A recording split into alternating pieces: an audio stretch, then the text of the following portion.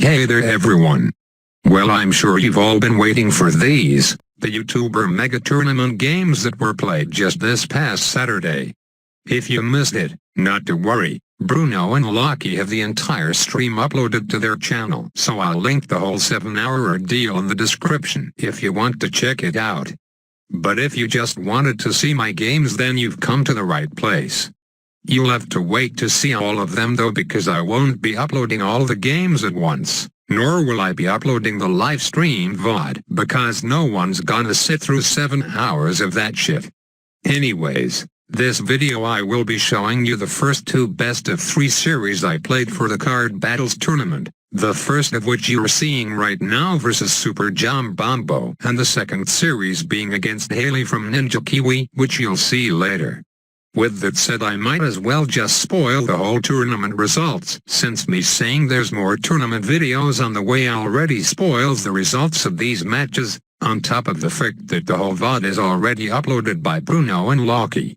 But if you don't want to be spoiled about the whole thing yet, skip 30 seconds into the future or just mute the video until then.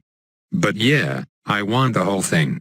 Woohoo, cool beans, feels good man. Insert whatever positive comment here. But the difference between last tournament, where I got knocked out in round 1, and this tourney was that this one was 100% luck-based with no skill involved, so the battles gods blessed me with the best card loadout possible, and that was the only reason I went undefeated aside from 1 game of pools. Hopefully you could tell that was a joke. If you thought I was serious, then you may need to purchase another sarcasm detector, because yours may be faulty. For real now, the big difference was practice, and the fact that barely anyone else in the tournament practiced much, which surprised me cause I was expecting a lot more competition, to be honest, not throwing shade at anyone or anything like that.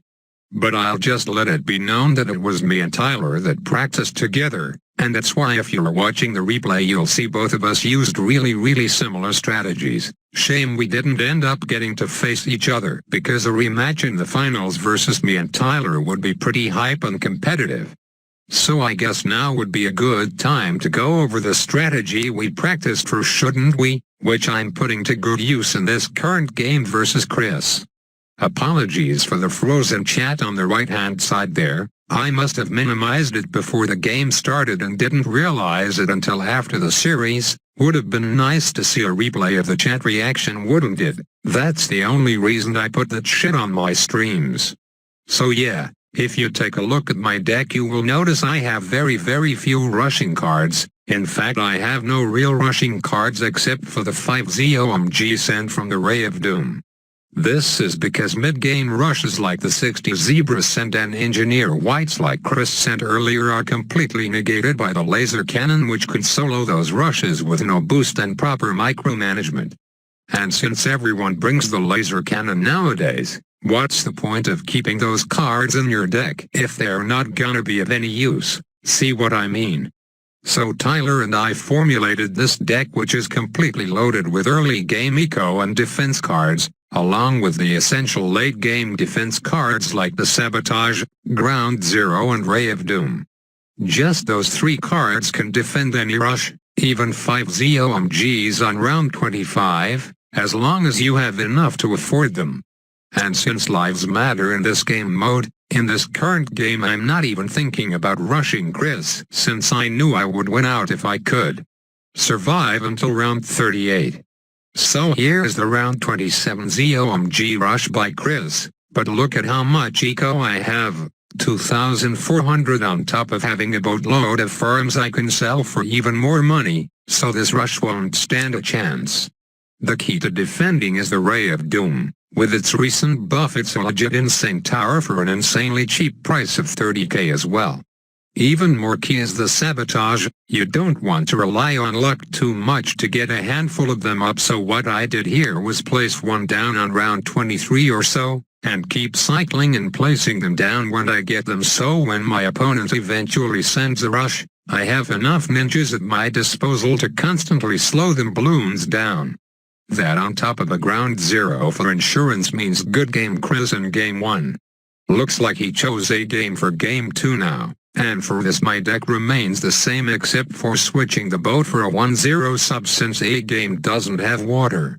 You might be thinking, wait a bit ISAB, did you just say you swapped the water tower for a water tower on a land map? What are you smoking, dude?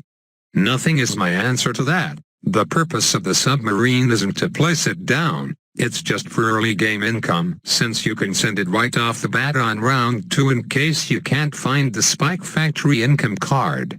You'll see later on I ditch this card though since on average it'll only give you a 50 income boost by round 13 if it shows up twice, so that's not really game breaking enough to warrant bringing it. But yeah, I don't think I explained my reasoning for the 2-0 farm yet, so I'll just do that right now.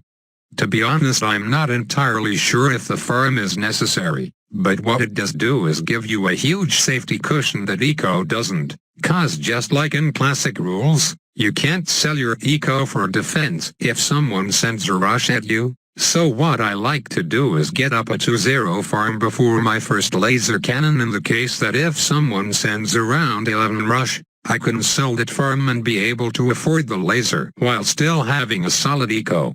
You'll see this come to good use in the later rounds, but for now I will leave you off with Game 2 versus Chris and the other games versus Hayley, so sadly I won't be commentating over the game, but hey, the chat isn't frozen this time, so I guess you can get enough entertainment off that in the absence of my wonderful commentary. Again, other voice will stay on streams only, otherwise everyone will unsub from my channel. I can already guess there's gonna be a ton of comments asking that. So if you want to catch the rounds following this, be sure to like and subscribe for notifications on that. Have a competitive day.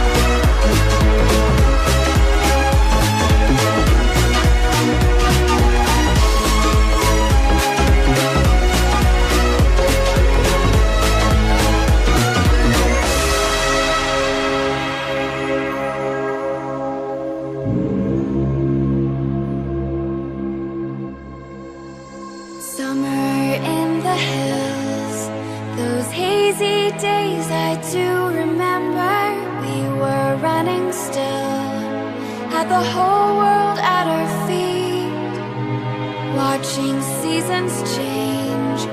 Our roads were lined with adventure, mountains in the way couldn't keep us from the sea.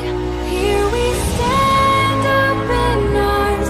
This is home where we are, ever strong in the world that we made. I still hear you in the breeze, see your shadows in the trees, holding on, memories never change.